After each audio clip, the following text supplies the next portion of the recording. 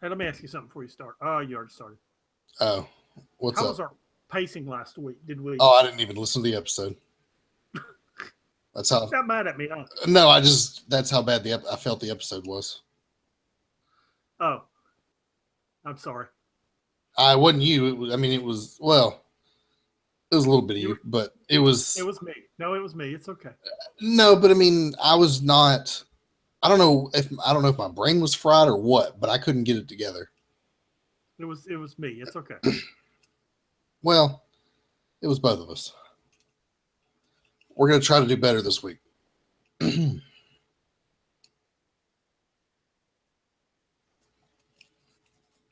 ready. Okay. All right. You got the intro ready to go? Sure.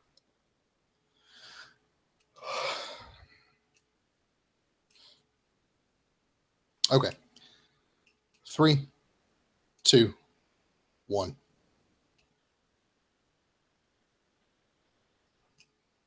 What is up? This is the 6 months behind podcast for the week of 12/12/16, where we discuss all the comics that came out this week in the Marvel Unlimited app. I'm Pat. And I am Sean. How you doing, man? I'm all right, dude. How are you? You know, I feel good. My head's almost not hurting. There's no parts of my body that are hurting. Now, for our listeners at home, this is like at 52, this is an unusual occurrence for me. Yeah, because you're old and everything's broken. I can tell you this story. It sleeted up here Saturday night. Yeah. So I'm going to church yesterday morning, and there's nothing on the ground. Okay, it's just a beautiful sunny day, and there's this metal plate over the drain, over like a Mm-hmm. gutter. Things only like 18 inches wide. I hit the metal plate, solid sheet of ice that I never saw. One foot goes one way, one foot goes the other way. My iPad goes flying, my glasses go flying, and I just fortunately I landed in the grass and not on the asphalt or the sidewalk. Dude, I busted, man. Hurt my back Oh again. man. Landed on the shoulder I had replaced. It was just all bad. Yeah, Oh, I dude, that's busted, man. terrible. Dude, it was spectacular too. It was great. Yeah, you found the one icy spot in all of Memphis to slip on. Yeah, I mean, it was literally like a 18 by 36-inch icy spot, and I just, dude, I went everywhere. It was Dude. pretty bad, but it was better me because it's right beside all the handicap parking, so it's better me than like some 86-year-old lady. So there you go. That's debatable. She's lived a long life. It'll be okay. Holy You've cow! still got potential and can still be contributing to society. I've still got potential. Thank you for that. I appreciate it. You're welcome. And if you have any strong opinions about what I just said, you can email us at 6monthsbehind at gmail.com. That's the number 6monthsbehind at gmail.com. The website is www.6monthsbehind.com. Where you can go to see all of the alternate covers for all the books that we talk about. One thing that we've talked about before is that with Unlimited, you don't get to see the alternate covers that get drawn for all these books, especially when we do these big events like Civil War. If you go to our website, we keep those posted there. So if you want to see some excellent art, check it out. Yeah. Also, just to let you know, we are going to discuss spoilers. We do discuss the plot points of these books, particularly since we're in the middle of Civil War. We're going to be talking about a good deal of it. So if you don't want to be spoiled, come back later. Pause it, come back. We'll still be here. And before we dive into Civil War, let's Mm-hmm. discuss in a moment. Okay. I'm going to post an article on the website. I've had it because, as we may or may not have discussed before, what I often do is I find articles as they come out and then catalog them and then put them on the website when they're relevant. So, in other words, 6 months behind, yeah, 6 months ago, when articles were coming out about Civil War, I have a file, put them in the file, and now that Civil War is coming out, I'll post those articles on the website. And I found an article 3 or 4 months ago, and it's specifically about why Civil War isn't selling well. and the sales are mediocre. They're okay. Issue 1 was strong. As it goes along, the sales kind of taper off. It talks about why the sales are there, and I'm gonna post it. There's not any spoilers, and sometimes if I post an article like that, if there's spoilers in it, I'll edit them out. Okay, I'll just delete the line or delete the paragraph, and you'll see a bunch of X's or lines, and that will be a spoiler that you don't need to see. Here's one of the reasons that it's not selling is when we discuss Hercules, Gods of War in a minute. It's actually Gods of War, Civil War 2, Gods of War #1, and Amazing Spider-Man #1. Gods of War in particular has essentially nothing to do with Civil War. Yeah. That Wolverine book last week, they called it the Civil War book. Iron Man made a cameo in it, so I guess they could call it a Civil War book. But essentially what they did is slap Civil War 2 on a bunch of these covers and some of these miniseries, particularly in the Gods of War series, and even this Peter Parker series, or Spider-Man series, I should say, and call them Civil War books, and they're really not to do with Civil War. It's just a sales gimmick, and I don't know, man. I can see how that would not sit well with the audience. It wouldn't sit well with me. It didn't. The last 2 issues of Wolverine have been branded as Civil War books. They're fighting Fin Fang Foom. Yeah. Ugh. This Gods of War, we'll go ahead and talk about it. Civil War 2, Gods of War is it's a Hercules book, and it essentially picks up where the last Hercules series left off, and where Hercules #7. I tell you what, it picks up exactly where he left off, with Hercules sitting in a bar. That's exactly where Hercules, the last panel of Hercules 6 left off. Amadeus Cho, the Hulk, comes and finds him in the bar. And they begin having a discussion about why Hercules is in the bar and how. And about that time, they get the phone call that what do we call that thing? Celestial Destroyer? Yeah, the Celestial Destroyer from another dimension. Yes, actually, go ahead. Well, I was going to say, I'd like to know a little more about it, but I feel like it's really just some sort of MacGuffin to get us, hooked into the Civil War plot. But you start talking about Celestial Destroyers from alternate dimensions, and I get. We learn a little bit in New Avengers 12, and maybe in some of these Inhuman books that are upcoming in the Ultimate books, we'll learn some more about it. But I think the Ultimate book's going to deal with Thanos. Yeah, it is. So anyway, Amadeus Cho gets the call to go, because all the heroes are there. We discussed last week in Civil War #0 and Civil War #1, I believe. Yeah. That everybody's there. Where Hercules doesn't get the call because everybody hates him at this point because he's a drunk and a whoremonger. His words, his words. So he doesn't get the call, and then when he gets there, he's attacked by those villains who the Storm, who have been harassing him lately, except nobody can see him but him. And basically, She-Hulk and Amadeus Cho tell him, "Hey, we got this. Why don't you go chill?"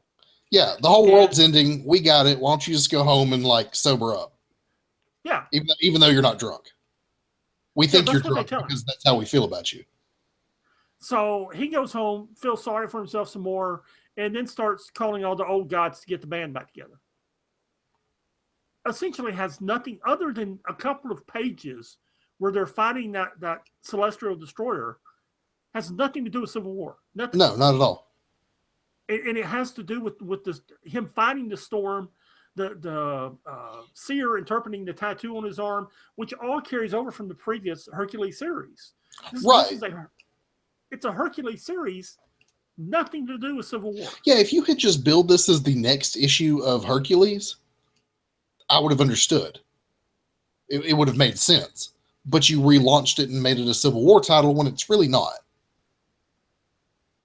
That's not to say it's not a bad, that it is a bad book. It's not a bad book. It was an entertaining read for coming from someone who doesn't read Hercules and doesn't particularly care for the character.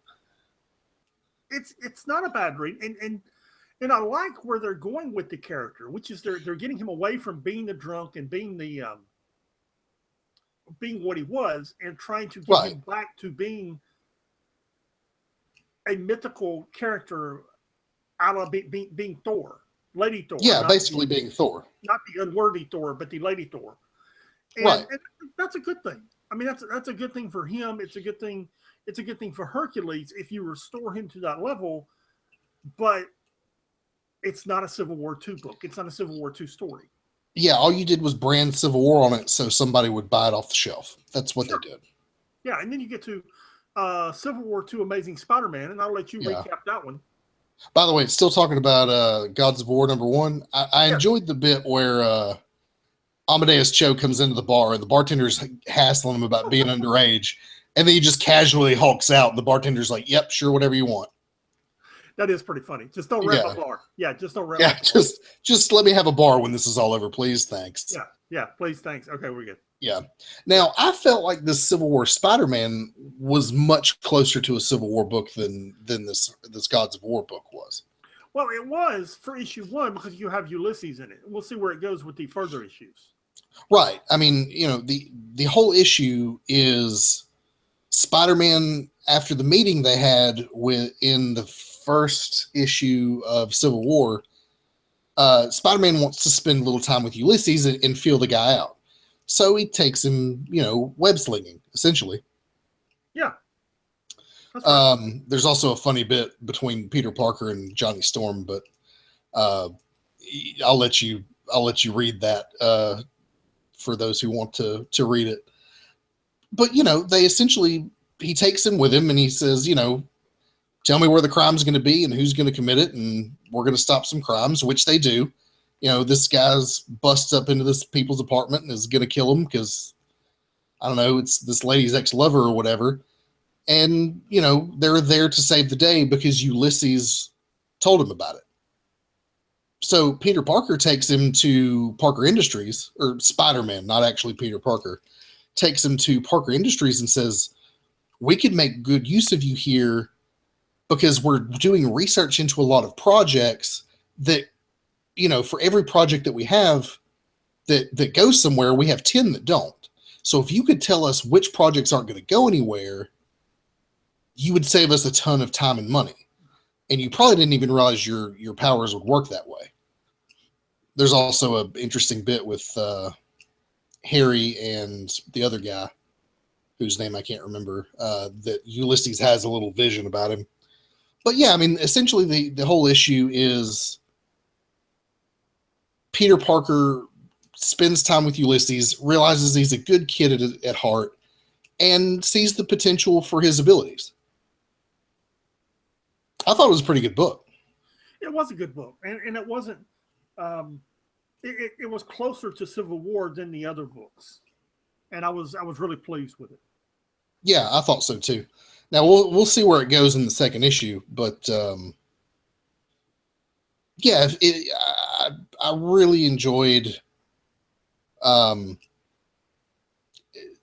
Peter Parker is trying to instill the value of responsibility that he has into Ulysses.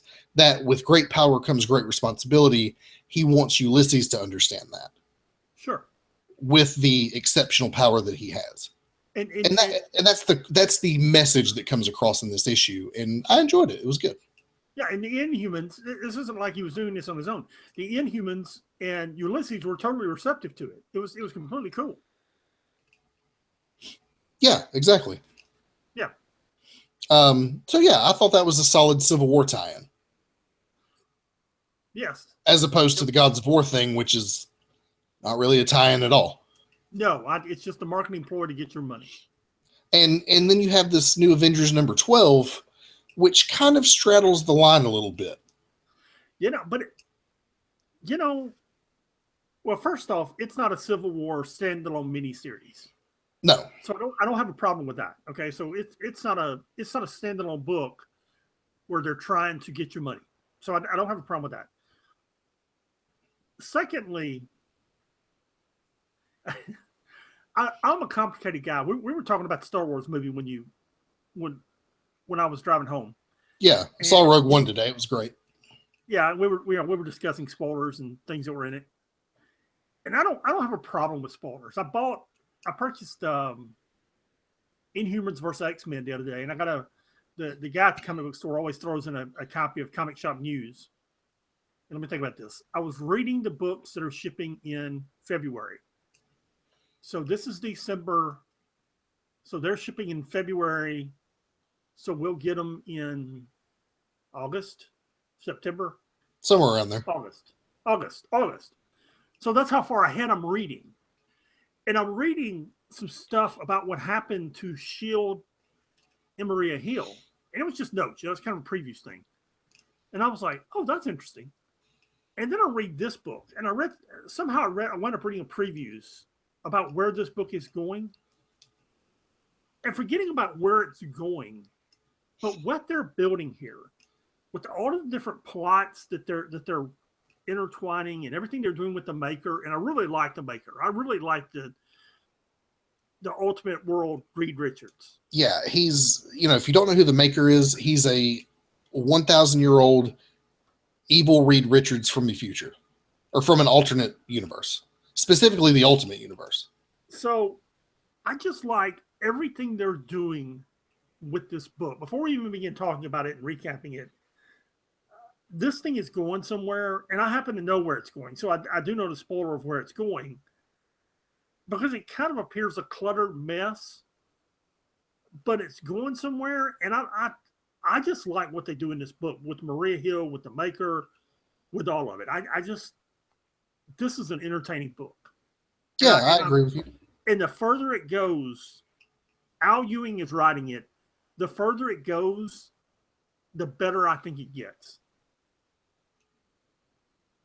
I agree with you. I think it's gotten better as it's gone on. Save for those a few issues ago where they were fighting some giant monster. Yeah, it's been a good. Yeah, and I think that was a filler to get to where we are right now.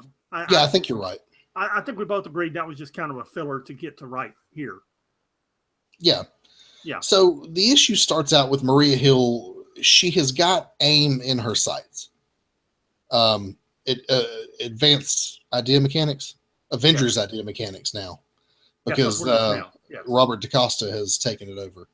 Yeah. But she still sees them as a terrorist organization, and her whole thing is they're bad. They've always been bad.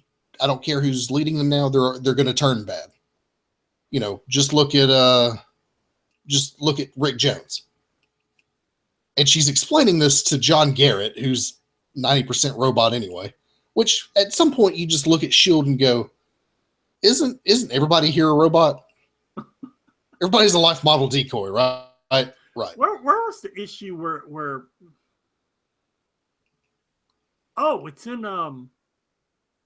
it's in this week's, I'm looking at the list. It's this week's Agents of S.H.I.E.L.D. number 6, where Maria Hill gets shot in the head and she's an LMD. Right, they think she's going to die, and it turns out she's an LMD. Yeah. Yeah, because she didn't trust Grant Ward. Okay, keep going. Right. All right. But Maria Hill and John Garrett have this conversation about maybe you're being a little heavy-handed with this. You're already kind of in hot water anyway after Pleasant Hill, but she's insistent on pursuing these new Avengers. Jump to the big event in Civil War. They're fighting the Celestial Destructor, but you're seeing it from the perspective of the new Avengers: Squirrel Girl, Hulkling, Hawkeye, etc. Also, I really like the fact that Hulkling he just yells Excelsior and he has a magic sword. And Squirrel Girl's all like, what? And he's like, magic sword, comes when I call. No explanation needed other than that. It's pretty cool. Yeah. But after they deal with that, they get a phone call from Robert DaCosta saying, hey, I need your help with something. And Wiccan's basically going to tell him to shove it up his A. And Squirrel Girl and Hulkling are like, let's hear him out. Let's see what he's got to say. And as they're having that conversation, you see what's going on with the Maker. And that's where you really start to see where the book is going, what the long game is here. Yeah. By the way, the aliens that are with the Maker in this book, are they the Brood? I don't know. Okay, because I've never seen them before, but they look like Brood, but they stand upright like humanoids. I don't know what universe they're from, and I don't know. I literally don't know who they are. Right. But essentially, the maker has assembled his own team of superpowered villains that he's calling the Revengers. And he's hacked into Dum Dum Dugan, who, by the way, is also a robot. And they're gonna take over Shield. That's where we're left off at the end of the book. Yes, that is their plan. Yep. And yeah, I think this thing's ramping up. I really like the maker. I really like this team of Avengers. I'm really interested to see where it's going to go. Yeah. I feel like this issue, it was really good, but it was a lot of stage setting for the next issue. It was basically a new story arc is what it was. Yeah, it is. But that's okay. Yeah, but it was a fun ride in the meantime. It was the first act in what's going to be what I feel like is a good story. And I enjoyed seeing all the sorcerers in this issue assembled to teleport the Celestial Destroyer back to where he came from. Oh yeah, that's cool too. I like it when all those. Seen that yet. Well, we saw it in the first issue of Civil War. Yeah, but we really didn't. In this issue, we see him standing around before and after and discussing it. And yeah, you get a little more in depth with it. Yeah. Yeah, right. Overall, it was 22 pages, but they did a lot with it, and you got a lot of stuff going on in the 22 pages. I felt like. Right. Yeah, solid issue. Yep. We don't have any Spider-Man books this week. Yep. There are so many. I'm not sure why, but we don't. We do have in the X-Men division of our world, we have all new X-Men number 10. Yeah, go ahead and recap this for us. You know, you're not a fan of this series, and not really. You know, you're always the one that I have been defending it. Yes, I have. I have been defending it. My point was, you're the one who doesn't like the teenage superhero stories, and I feel like this is teenaged X-Men stories, and I don't have a problem with that, but I just haven't enjoyed it. Well, you know what it really is? It's really solo teenage X-Men stories. And it's just, this really isn't a teen book. I mean, it's really not. From issue, in the first few issues, we dealt with Cyclops. We dealt with X-23 and Angel for a while. Now we're dealing with Beast. Then we dealt with Cyclops some more, with that whole thing in Paris. Mm-hmm. I think we had a couple of issues where we were dealing with Beast and Doctor Strange. Maybe one issue with Beast and Doctor Strange. Yeah, which was actually not bad. But this issue is about Kid Apocalypse. Kid Apocalypse, and it's just you have a team, and you're telling individual stories, and to me, it's just not a good. It's not a good strategy for this book. Pardon me. No, it's not, and I don't. I'm saying that before I dive into the recap. I'm going to say the book is losing me. And I like these characters. I like the premise of the book back when Bendis created it. Mm-hmm. And same here. With what he originally did with it. But where it's going now, it's kind of meh. It's essentially a solo book for these individual teenage X-Men. And I'm just like, it's so what happened is at the last issue we had Kid Apocalypse and his birthday, and maybe you can explain what that mask was that Hank McCoy had. Oh, it's the Eye of Horus. We've actually seen it. We see Beast use it. He Doctor Strange gives it to him in that issue that they're in. Right. We've seen it a couple times before as well. So Beast is working.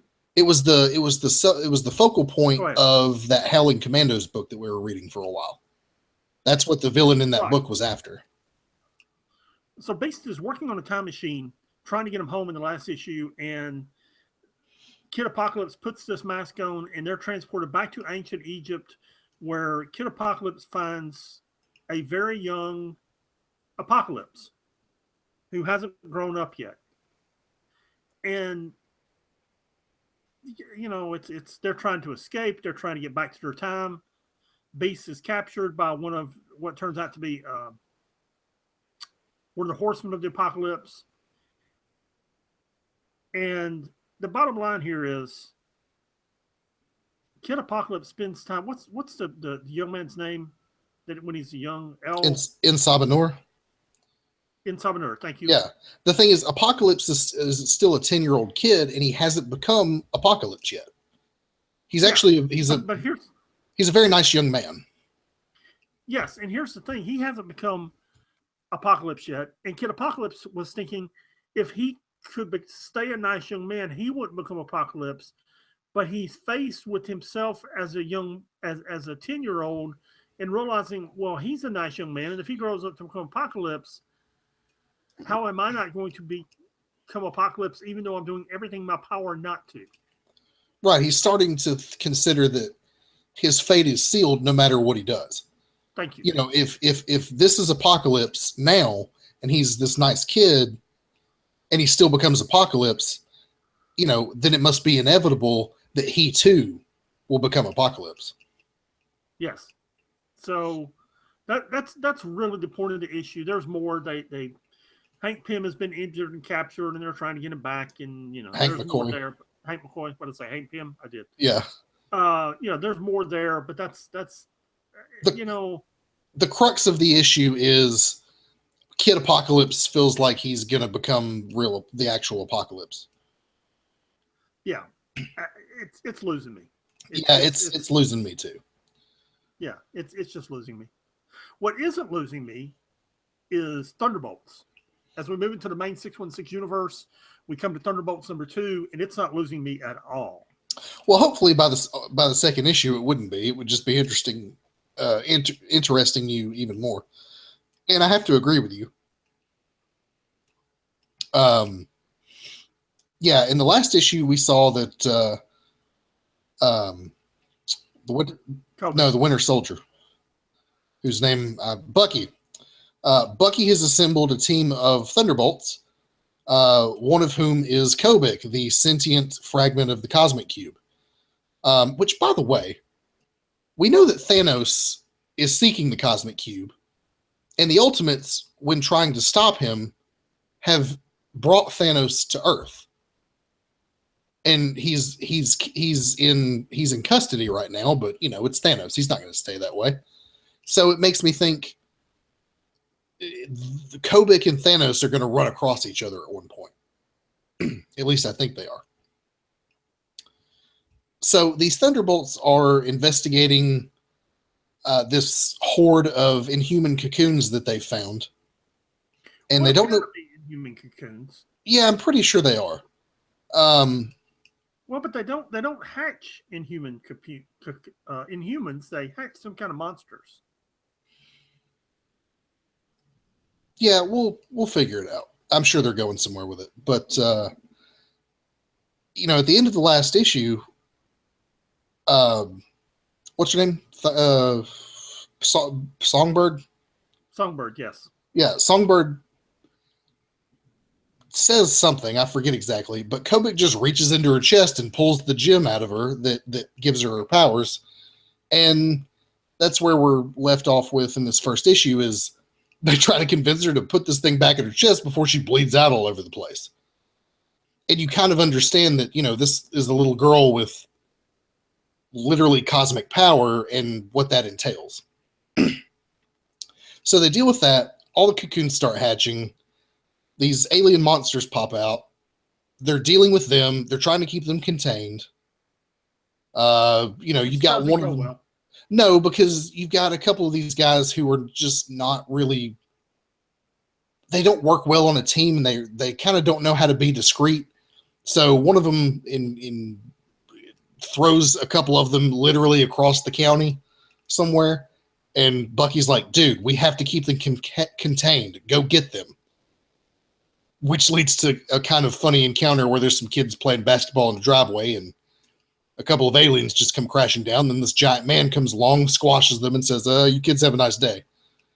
So they burn all the cocoons at the end, and they're like, "Okay, cool, let's get out of here." And all of a sudden, the Inhumans show up, and they're not happy. Yeah, the Inhumans are not happy at all. No, because they assumed that these were Inhuman cocoons, and I'm not certain that they're not. But that's not Inhumans that hatched from it. That's some other kind of alien. Maybe it was some sort of experiment. I don't know. I don't know what it was. Either way, this is a pretty good book. I've always enjoyed the Thunderbolts. I like the idea of Bucky leading his own Thunderbolts. I like this particular team with Mach 10 and Songbird and Fixer and a couple of the others. Kobik throws in an interesting little twist to the team. Well, Bucky's trying to figure out how to control her. Right. And that's probably not going to go well for him. The last person that controlled her ended up in some deep stuff, so we'll see. Anyway, I'm totally along for the ride with this new Thunderbolts. Absolutely. Go ahead and tell me about Deadpool and Mercs for the Money #5, because I didn't read it. Good gosh. Was it a travesty?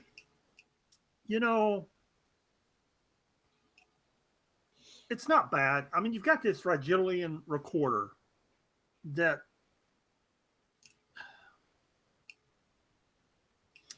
I don't even really understand it. As near as I can tell, somehow he got transported back to the Big Bang. He got transported back from the Big Bang to the end of time and back again, and keeps getting reincarnated so he knows everything, which is not what a Rigelian recorder is for. And I tell you what, open this book up and go to page 6 while I'm discussing it, because we've through all 5 issues we haven't known who he is, and he spends the first 6 or 7 issues telling Evil Deadpool who he is. Then they finally get to the golly, what's the mountains? The Ozarks. They finally get to the Ozarks where they're going to sell it. I've been to the Ozarks. You don't want to go to the Ozarks. This is a good representation of the Ozarks.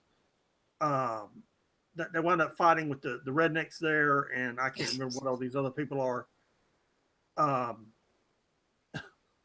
Deadpool winds up dead again, and the bottom line is Solo goes to him and says, "Look, you've got a decision to make here, because you've got to decide whether or not you really want to sell this thing, or you want to do the hero thing and be a hero and blow it up."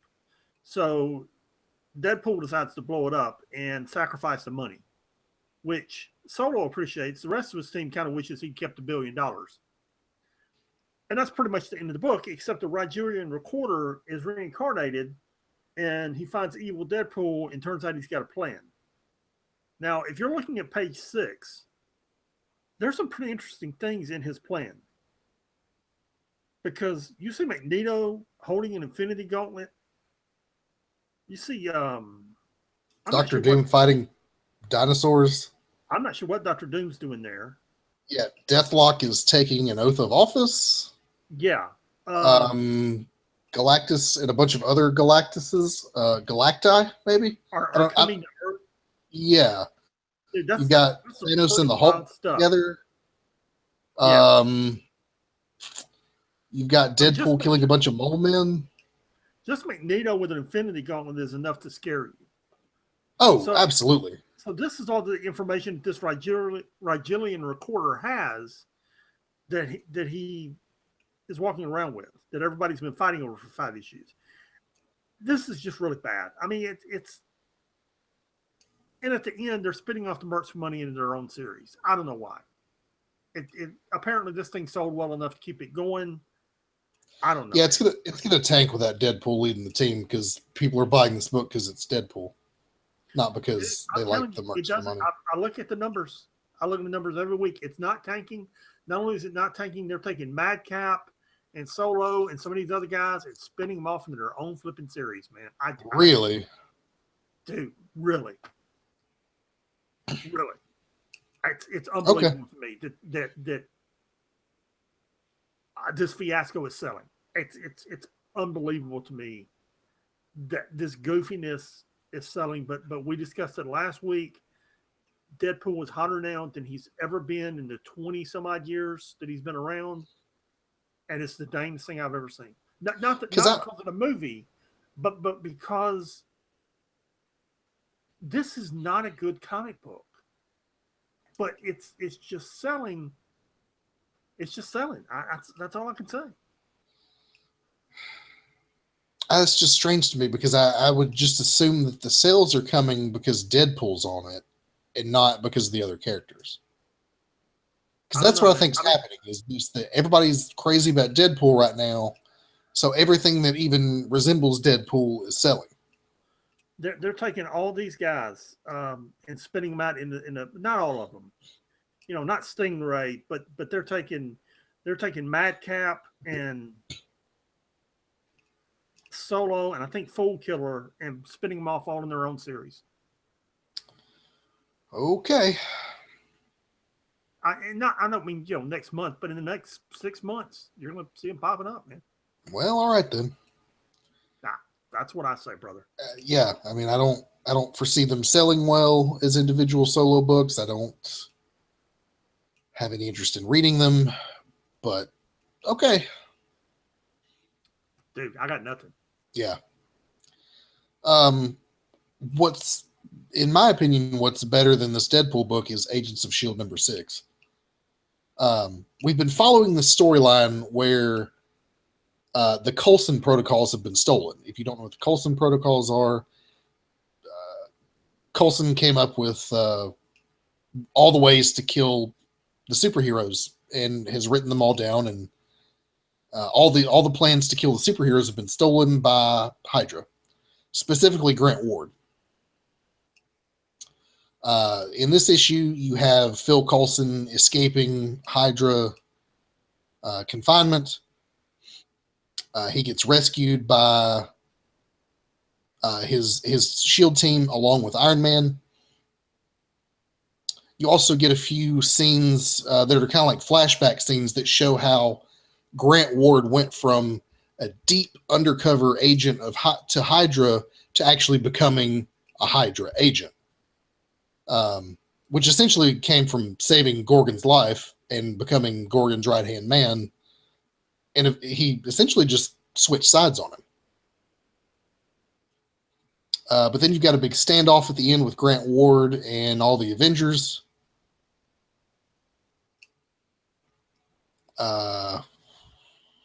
Let's see.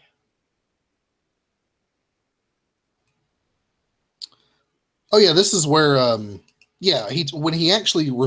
Grant Ward reveals himself and turns tail back in a flashback, he shoots Maria Hill in the throat, which is where you were talking about earlier. We watch her bleed out, but it turns out she was an LMD the whole time. And that's how Coulson learned not to trust anyone. He's talking about later on, the reason he came up with these protocols, part of it was because he's a huge fanboy and sometimes you just fantasize about things like that. But he also learned a long time ago not to trust anybody. And this was his way of not trusting the superheroes. They did something like this with Batman during the Justice League cartoon that I've watched many times. There's an episode where these aliens show up that have all the powers of... Actually, I think they're robots. I think they're robots programmed by Brainiac. But anyway, these robots show up that have all the same powers as the Justice League members. And so they don't know how to fight them because they can predict their abilities as well as any of them. So Batman says, okay, listen, you guys come with me to the Batcave. I've got some stuff that might help. And Batman has all these weapons and contingency plans to deal with and depower most of the members of the Justice League. And at one point... Somewhere I read that series. Yeah, I think it's happened in the comic books too. Yeah. But, at some point, somebody looks at him and says, hey, why do you have all this stuff? And Batman's like, because I don't trust any of you. And one day I may need to take you down. That's essentially why Phil Coulson came up with this, is because at any point, Iron Man or Thor or the Inhumans or Spider-Man or whoever could turn tail and be a real problem, and they might have to deal with them. Right. And Daisy, there's two things about this issue. Number one, Daisy corners him at one point because he's got protocols for her. He's got protocols for Quake. Yeah, he's got protocols for his own team. And everyone on the team, yes. Which, upsets her a little bit. The second thing about this book, just a little, was I hated to see his girlfriend die. Yeah. Because Grant Ward he didn't kill her, he vaporized her. Yeah, you see her just matches. Yeah, she's a pile of dust. Yeah. Yeah. Yeah. It's kind of yeah. It's kind of sad. It's sad. It's sad. But that's just how these things go. Yeah, it is. And yeah, anyway, it's kind of sad. Yeah. Anyway, I've enjoyed the Agents of S.H.I.E.L.D. so far. It's a great way to take, if you enjoy the TV show, it's a great way to take all these characters and put them in the main Marvel universe and have them be relevant.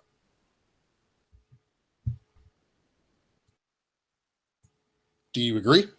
Yes, I'm looking because I messed up our notes. For the second week in a row, I have messed up our notes. And What'd you do? Looking at it.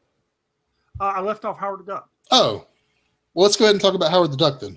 No, we want to talk about Howard the Duck at the end, so we end on a happy note, although Howard the Duck was depressing this week.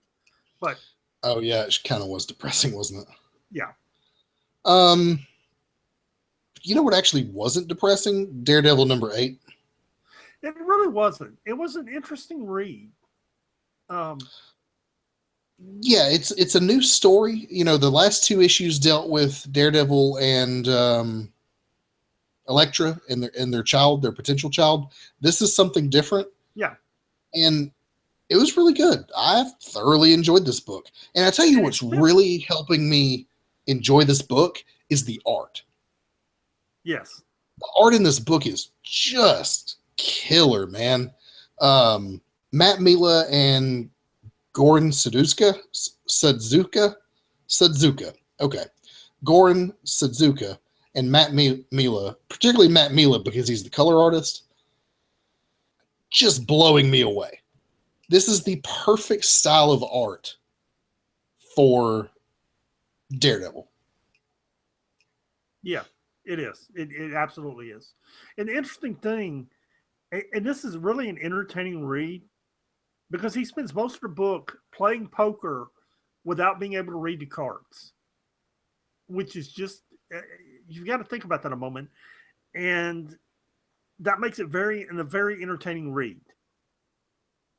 And it's interesting. It's really, it's a good read. I mean, there's not a lot of punching. There's not a lot of things going on. It's just, he's sitting around playing poker without being able to see the cards. There's a little bit of back and forth because his main opponent is a telepath, and so they have like this mental fight that looks like a fist fight. That's how it's represented anyway. But the mental fight, and it's all done while playing a hand of poker, a really high stakes hand of poker, and this almost comes across as it makes me think of a James Bond movie. Yes, it's what they had in mind when they wrote it. I don't think it has to be. Yeah, I mean, it's not that style.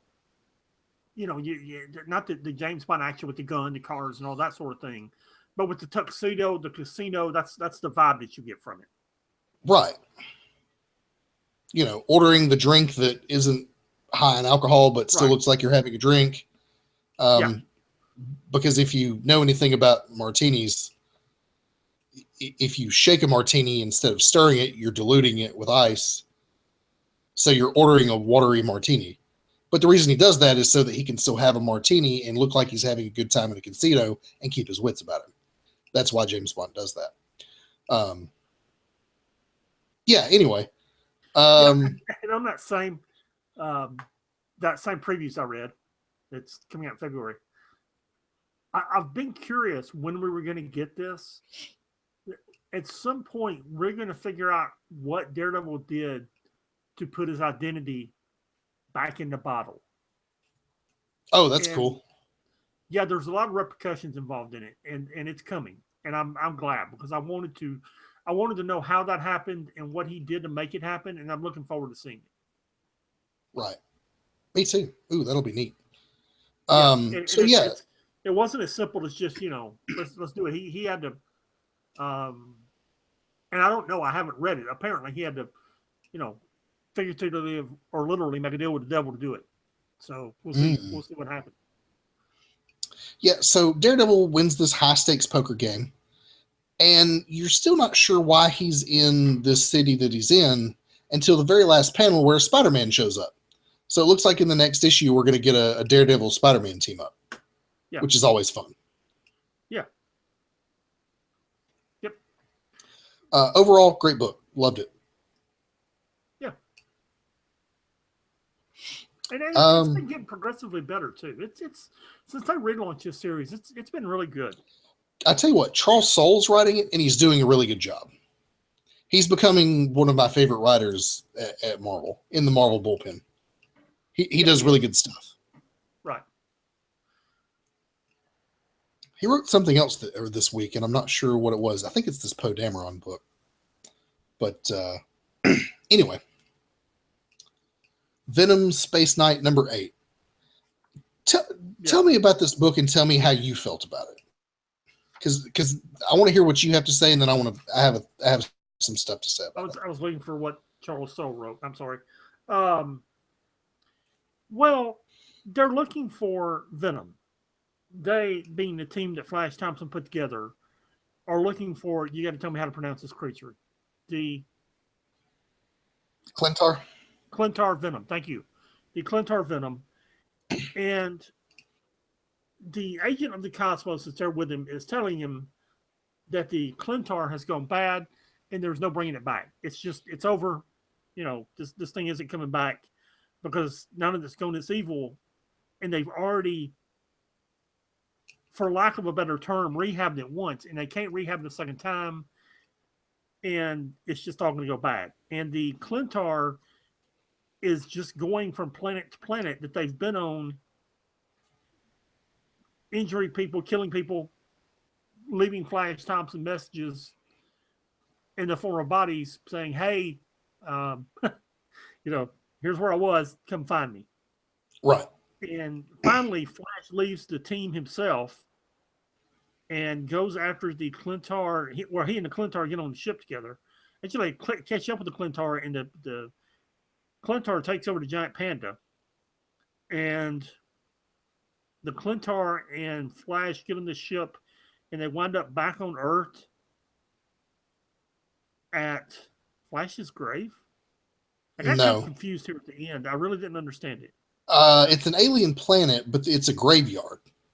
And so here's the story: is that the first entity that this Clintar bonded with was a crazed psychotic murderer who the first thing he did as soon as he got it was massacre an entire planet.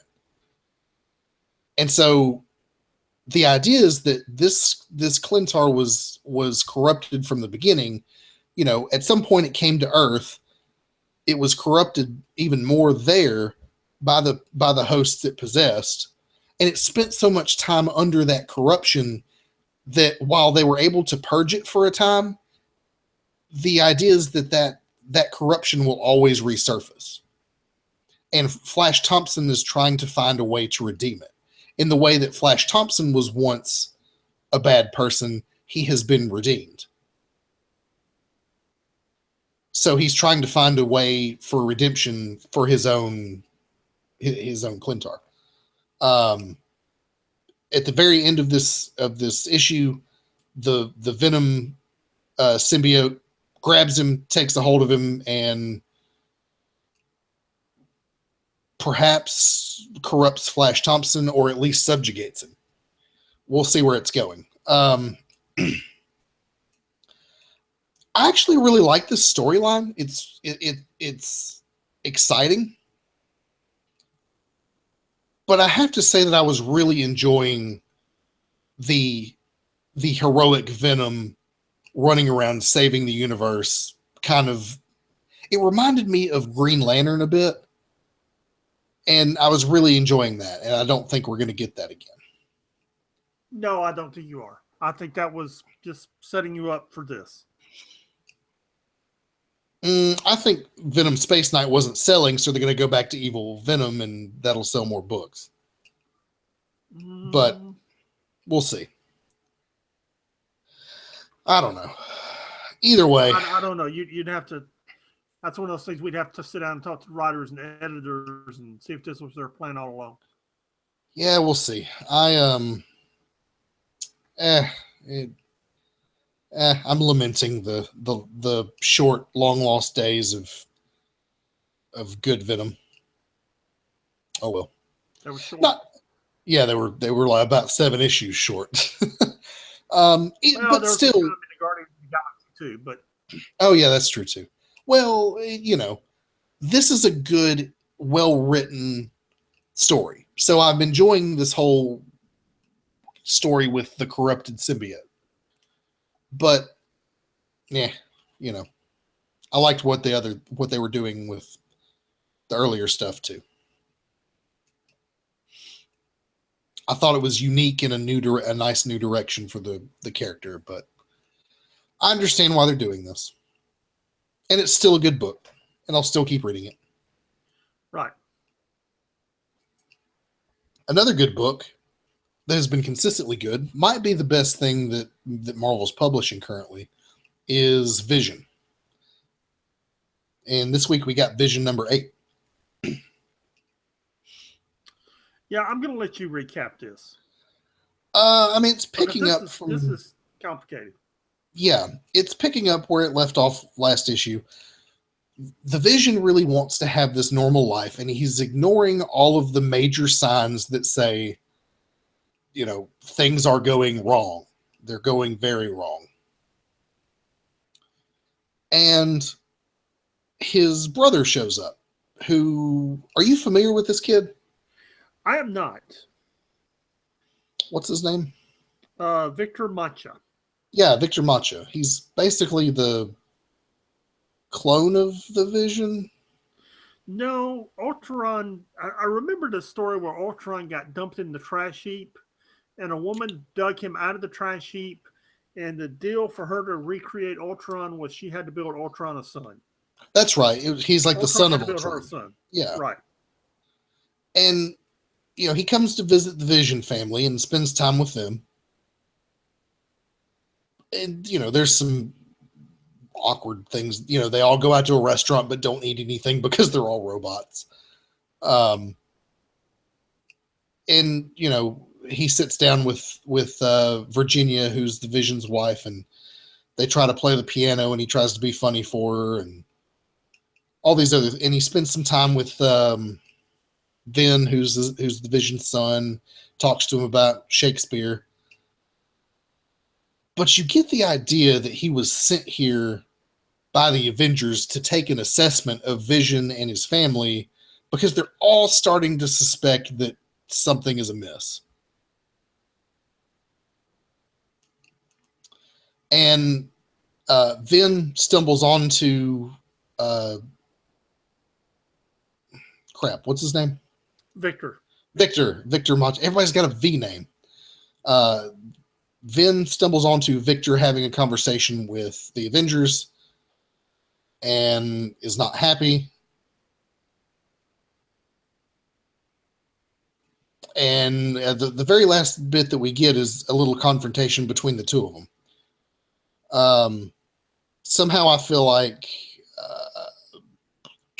this is not going to end well for Victor Macha or anybody else.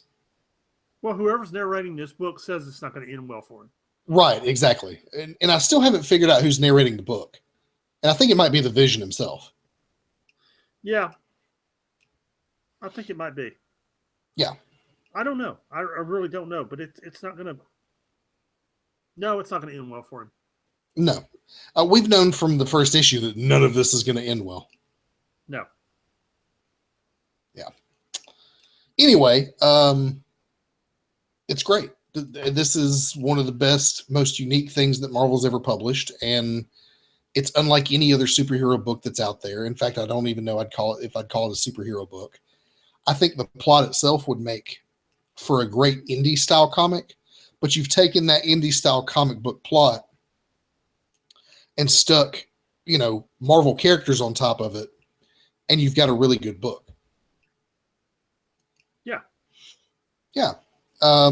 As always, it's probably going to be my number one recommendation. In fact, it is my number one recommendation when somebody says to me, "Hey, if I want to start reading Marvel comic books, what do I need to read?" And I'm like, "Okay, here's a bunch of stuff that you should read just to know what's going on in the world, but this is the book you should really read because it's great and it's unique and it's written in a way that is completely different from anything else." Yes.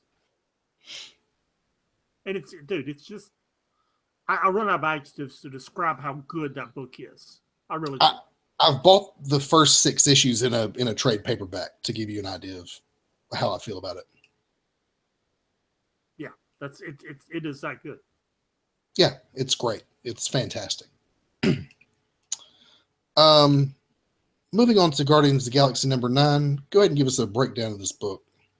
In this series, the story arc, I should say, the Guardians have been attacking a Badoon prison planet, and we haven't known why, because each team they divided the members up into different teams, and they've each been attacking a different part of the planet, apparently distracting different parts of the prison planet to know what's going on. And in this issue, we finally figure out what they're doing and who they're there for. And it's actually pretty funny because at this point, the warden of the planet realizes that the Guardians of the Galaxy, of which there's about half a dozen, they're on this first panel. 1, 2, 3, 4, 5. Yes, half a dozen. 6, 7. Where's Peter? Wherever Peter is, 6 or 7 of them are attacking a planet of Badoon by themselves. And winning and succeeding. And winning and succeeding.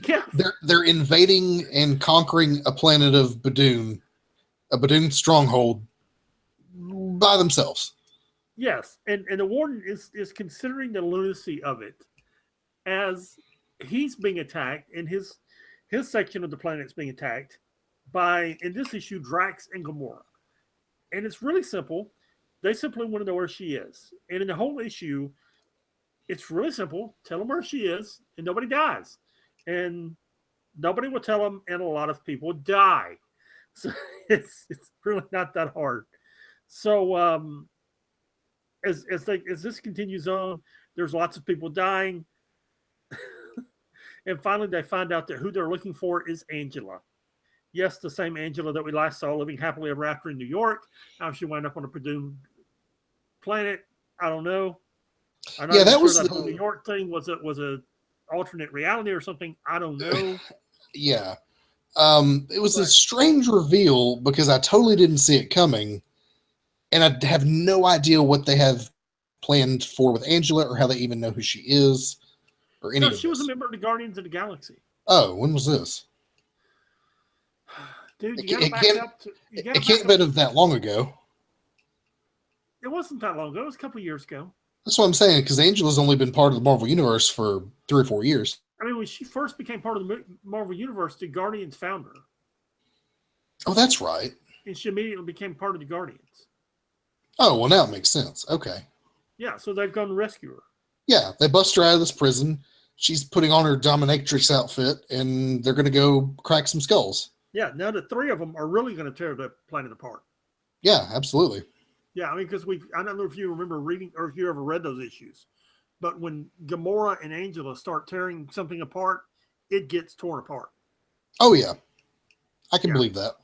Yeah, when Gamora and Angela start deciding they're going to tear something up, it really gets torn apart. And when Drax decides he's in the mood to kill something and you throw him in the mix, I'm not sure anyone's going to make it off the planet alive. Yeah, that's a accurate assessment. And this was a really entertaining issue. It's written by Brian Michael Bendis. I forget who drew it, but the art's great. This is good storytelling by Brian Michael Bendis. And when does Brian Michael Bendis not do good storytelling? Very rarely, if at all. Very rarely. Yes. Yeah, solid Guardians of the Galaxy issue. It's been solid. I'm interested to see where it's going now.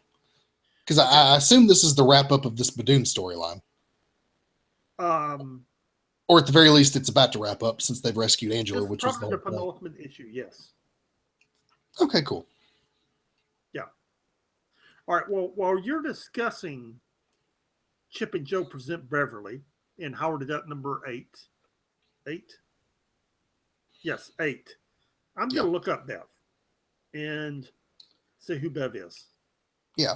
First of all, let's look at the cover here. It's a really nice cover. That's a good looking cover. Who did this? Joe Quinones. I don't know who that is, but he drew a good cover. Let's see.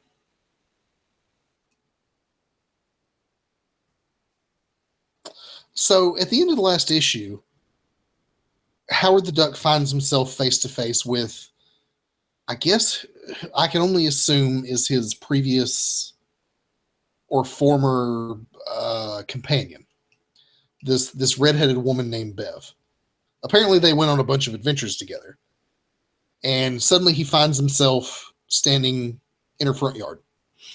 Of course, she's going to invite him in and makes him a cup of coffee, and they start to reminisce about what life was like back then, and why they aren't together now, and I don't know if they had a relationship with one another or if it was just a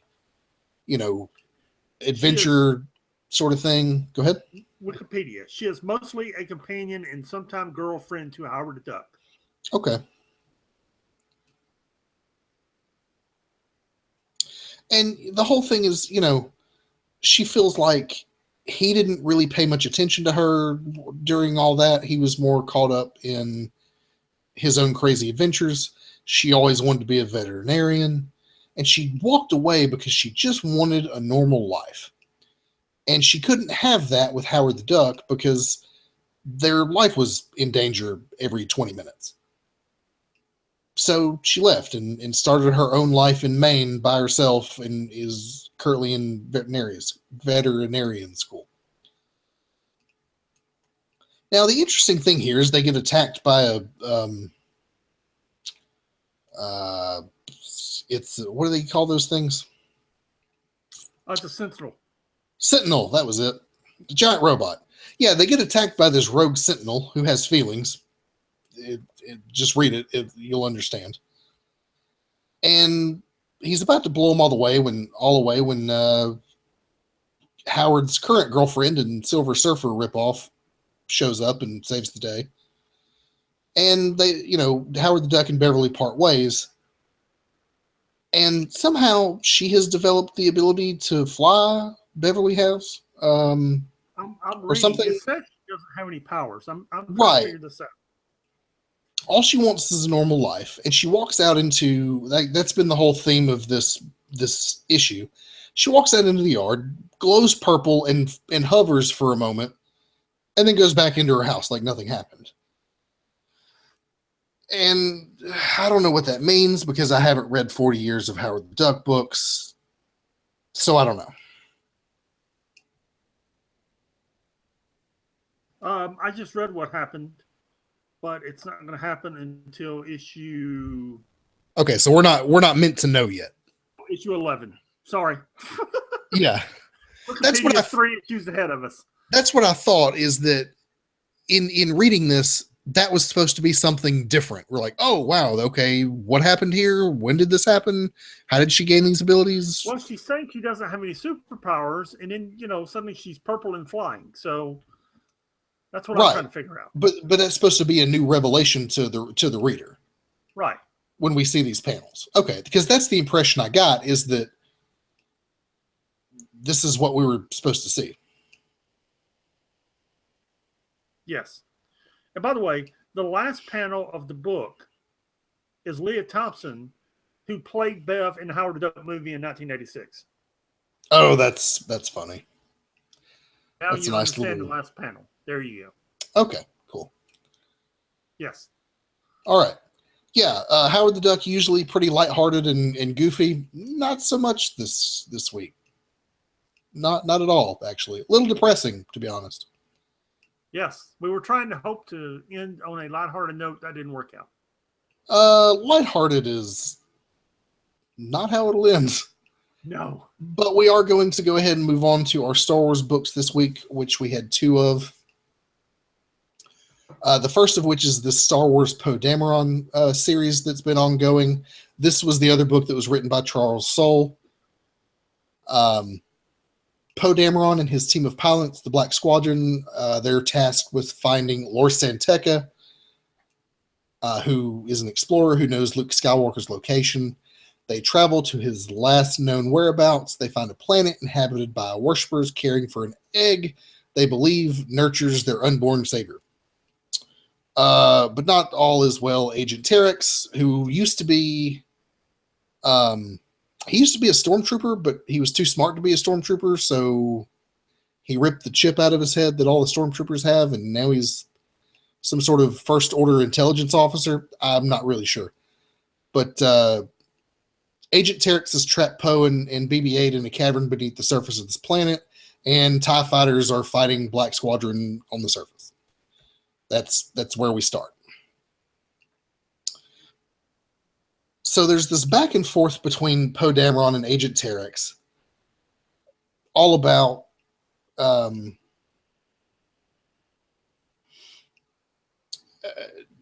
they've been having this conversation about who can outgame the other one. And while they're having this conversation, the egg hatches and this weird, crazy monster pops out of it, which is enough chaos that Poe Dameron can get a sucker punch in on the dude, steal his blaster, and hold him at blaster point. Pardon me. As this monster that's hatched out of this egg is wreaking havoc on everything around it, another one comes from the cave somewhere that looks just like it, except it's black. These 2 giant monsters start punching each other. And if this all sounds really weird, it kind of is. Meanwhile, there's a struggle with Poe Dameron and Agent Terex, because Poe Dameron is looking for the same thing that Agent Terex is. They're looking for information about the whereabouts of Luke Skywalker, which is this whole thing. So to make a long story short, they come out victorious. The Poe Dameron and his squadron have captured Agent Terex and his stormtroopers. However, given the current tensions with the First Order and the New Republic, they can't really do anything. They have to let him go. And I texted you about this morning. I went on this deep dive I tried to remember who Lor San Tekka was. And then I got into that. And then I got into what exactly the relationship is politically between the New Republic and the First Order, and how it got there from the end of Return of the Jedi, which is a bad thing to do at 6 a.m. Don't read about Star Wars politics at 6 a.m. It's way too real. Because a lot of it is reflective of our current times. Anyway, they are off to find... Poe Dameron does find the information he wanted, which is the whereabouts of Lor San Tekka, who knows where Luke Skywalker is. Now, if you don't know who Lor San Tekka is, do you remember in episode 7, like the first scene in episode 7, you've got this Poe Dameron's on this planet and he's looking for this, he's having a meeting with this older fella who gives him the fragment of the map that leads them to Luke Skywalker. Do you remember? Yes. That older gentleman, which Kylo Ren kills about 10 minutes later, is Lor San Tekka.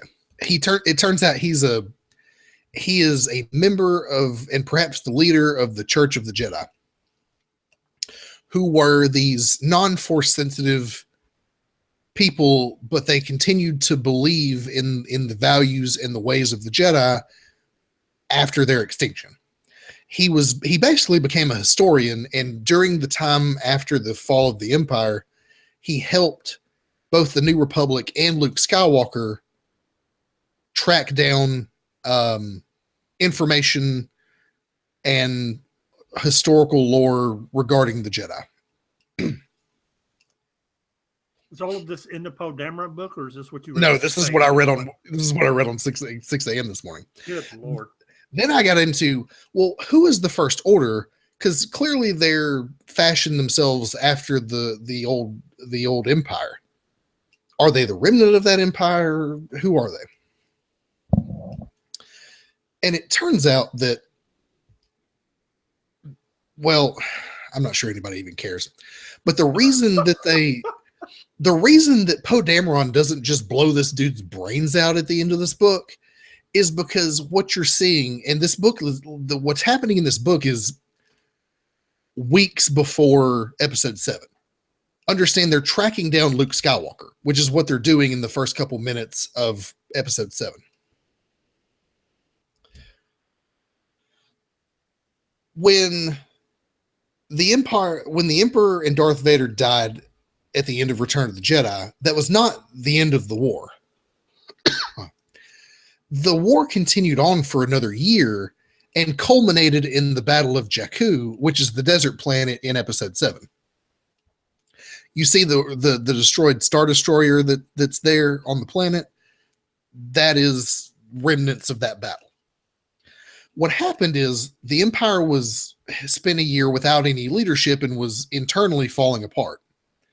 So what you have is the Republic, the Rebel Alliance became the New Republic and was battling against the remnants of the Galactic Empire. In the middle of this battle above Jakku, you had a treaty that was signed between the two, between the Imperial remnant and the New Alliance, or the New Republic, not the New Alliance. And it was a peace treaty. So what happened is essentially they called for a ceasefire, and the what was left of the Empire had to agree to a bunch of concessions, but they continued to exist as a diminished part of the Republic. There were people and worlds still loyal to this empire, but the New Republic had won the war and was therefore the governing body of the galaxy. What happens over this 30-year period is that slowly but surely what was left of the Galactic Empire became the First Order and slowly began to remilitarize. They started buying weapons, which they weren't allowed to do. They started organizing themselves in the manner that the Empire once did. They started using Star Destroyers again, which is the way they weren't allowed to do. And eventually they seceded from the political system of the New Republic altogether. And this is where you see these tensions between the two. You have what is essentially a Cold War between the New Republic and the First Order.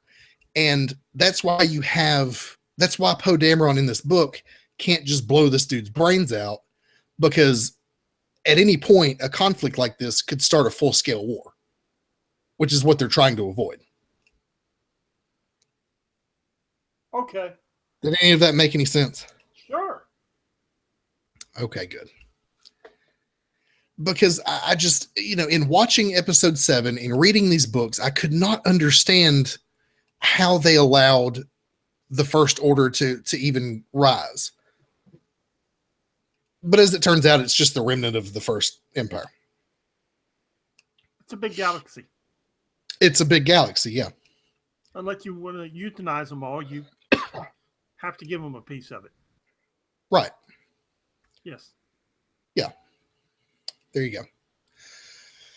I just talked a lot. Do you mind explaining Darth Vader number 21? Sure. I can explain Darth Vader 21. The real crux of this, well, this is a two-part story. The one Dr.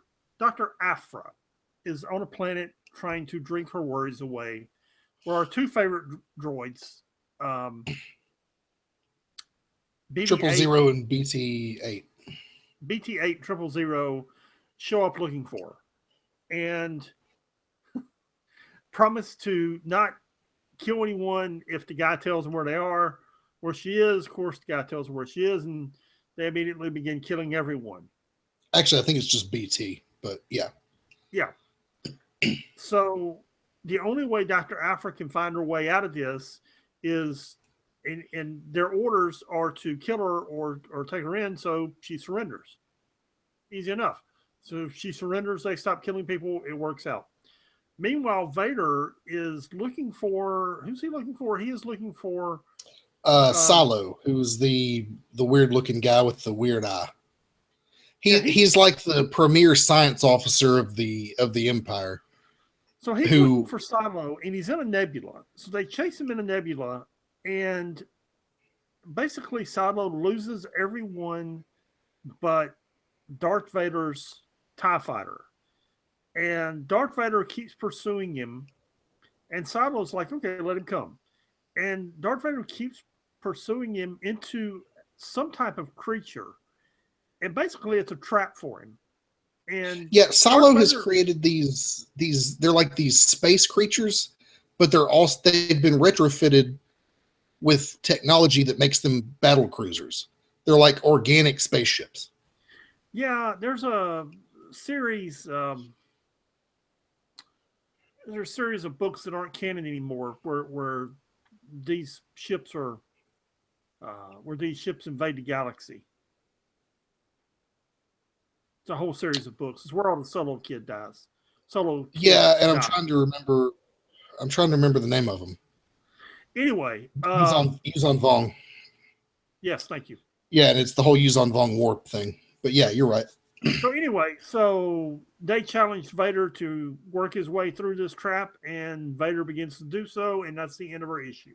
Yeah, he comes face to face with a technically modified Rancor, and that's the end of the issue. Yeah, great Salvador LaRocca art. Mm-hmm. And I'm interested to see where we're going with Dr. Afra, and I have no idea why they're ending this thing with issue 25. I don't understand that either, because it's so good.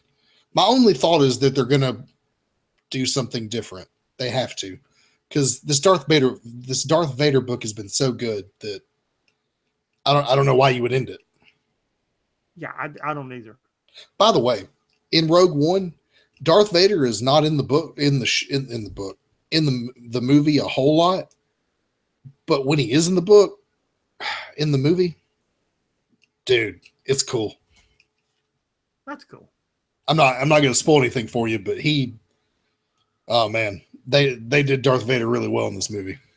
Well, I was distracted for a moment during the podcast, and it was my brother-in-law texting me from Cincinnati, and I believe we made plans over Christmas holiday for Amanda, and I to go see it. I'll be interested to see what you think about it. Looking forward to it. I'm not going to have time between now and then anyway, so yeah, it's going to be the Christmas Day movie. There you go. Yep. What was your favorite book this week? My favorite book of the week was Guardians of the Galaxy #9. Cool. But Bendis kind of spent some time building up to this book and building up to seeing Angela there, and I enjoyed it. We kind of got a semi payoff in this issue, and I enjoyed seeing it. Yeah, I agree. Mine would have to be New Avengers #12. Ah, there you go. Followed very closely by that Poe Dameron book. Ah, it's interesting. We both almost always choose Vision. Yeah. Well, the Vision was good, but it wasn't the strongest issue. Yeah, of that series. And the new Avengers book, you have Maria Hill and you have the moral quandary that she's dealing with because she's out of control. You know, you've got everything going on with the young, well, they're essentially the young Avengers who are now the new Avengers. You have Dum Dum Dugan, who I always like to see. You got the Maker. You just got so much going on in that book that it's all good. Yeah, there you go. Cool. Yeah, I enjoyed that too. It was a close second. Yeah. So tell me about the dump this week. The dump this week, we have, it's an interesting dump because we've got 2099 books, which the 2099 was an interesting series that Marvel did in the mid 90s, and they're dumping those. They dumped some of those Ghost Rider series. That was a very popular run when it came out. It was the Ghost Riders and the, golly, what was it? It was the Sons of Darkness, Sons of Anarchy. Blackheart. No, they're a biker gang. They like motorcycles. They'd have a lot in common. Anyway, it was a really hot series at the time. That's part of this series that got dumped this week. Also, they dumped this week. If you go in your browse tab and go into Giant, they dumped a couple of Giant size book this week. The most famous and expensive Giant size book of all time is Giant Size X-Men #1. Yep. Marvel was playing around in the mid 70s, 74, 75, 76, with creating giant size books. And it was basically like a double, triple size issue. It's like a double issue, right? Yeah. A normal comic cost at the time 20 or 25 cents. These cost 50 cents. It would either have a main story and a backup story that might sometimes be a reprint, or a main story that lasted 40 or 50 pages. Yeah, you basically got two issues in one. Yeah. And Marvel is in the process of finally getting all of these onto Unlimited. So, but they're not under the regular titles. So, like the Defenders titles, if you go to Giant Size Defenders, all 5 Giant Size Defenders are there. They're not in Defenders, they're in Giant Size Defenders. So, all of these books are in Giant Size, and there's some good stuff there. The Giant Size, of course, the Giant Size X-Men books there. That's the most popular one of all time. Giant Size Avengers, Giant Size Chiller, some of those old monster books are there. Giant Size Defenders, Giant Size Man Thing. There's just a lot of things there. They've got the Giant Size Supervillain team up, but they don't have the main supervillain book out yet, which was like a 16-issue series. It was really good. It was basically a supervillain team up. It was basically a Doctor Doom, Red Skull, Namor series that ran for like 16 issues. It was great, man. Anyway, I'm really looking forward to seeing it if they ever get it on Unlimited. But yeah, all these books are under Giant Size, and some of them are really good reads. And I noticed they dumped some more this week, so I thought we'd bring those up as our classic read. Cool. By the way, if you want to buy a copy of Giant Size X-Men #1, going to cost you about $1,800. There you go. Or you can read it as part of your free 30-day trial, or for $9.99 a month. Yeah, I think I'll just read it. There you go. Did you have a classic read this week? Oh, we just discussed it. The Giant Size books. Oh, the Giant Size book. Okay. Yeah. Okay, cool. Well, that's pretty much it for this week. Pat, do you have any wisdom to share with our true believers before we go? If you loan someone $25 and never see them again, it's probably worth it. There you go. All right, everybody. We'll see you next week. Peace.